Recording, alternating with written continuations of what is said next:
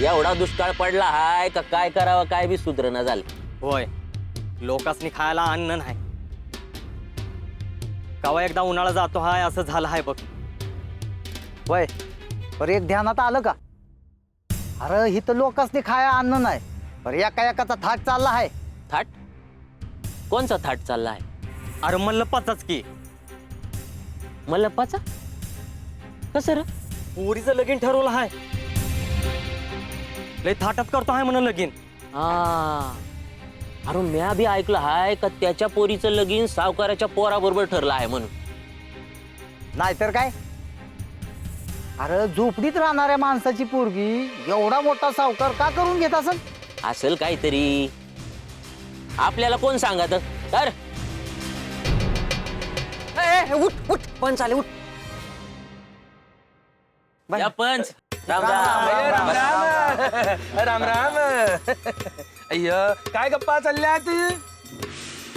काय नाही, मल्लप्पा बद्दल बोलत होतो. अय्य मल्लप्पा बद्दल बोलत होतात तुम्ही? कशासाठी? पंच, अहो ते मल्लप्पाच्या पोरीचं लगीन ठरलं आहे ना व, तेच बोलत होतो. अय्य मल्लप्पाच्या पोरीचं लग्न ठरलं आणि तुम्ही चावडीवर बोलत बसला लग्नाबद्दल? अय्य पण तुमच्या मदती बिगर करून दाखवलं त्यानं.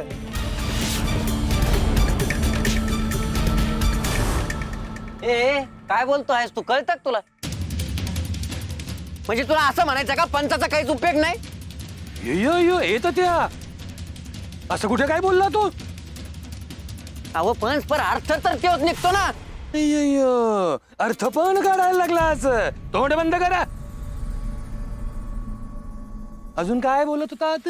हेच का मल्लप्पानं करून दावलं, मानलं मल्लप्पाला. अहो बाळू मदत करतोय असं कानावाला आहे ते.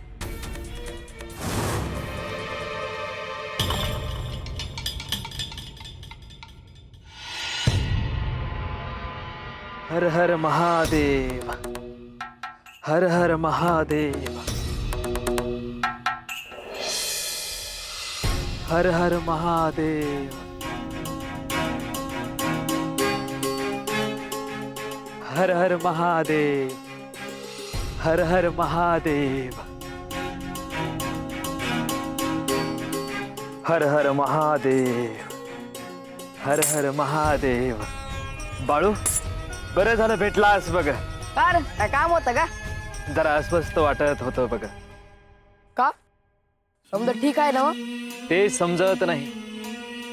काय घडत आहे याचा विचार करायला लागलं की सगळं काही बिघडलं आहे असं वाटतं बघ. पण तुझा विचार केला की सगळं काही चांगलं सुरू आहे असं वाटतं बघ बाळू. तुझी भक्ती जवळ आहे, तुला काळजी करू नकस. माझ्या भक्तीत खंड पडणार नाही बघ, याची शाश्वती आहे बघ बाळू मला. हा मग कशा बाई काळजी करायची? समजा चांगलंच होणार. तू म्हणत आहेस तर सगळं काही चांगलंच होईल बघ.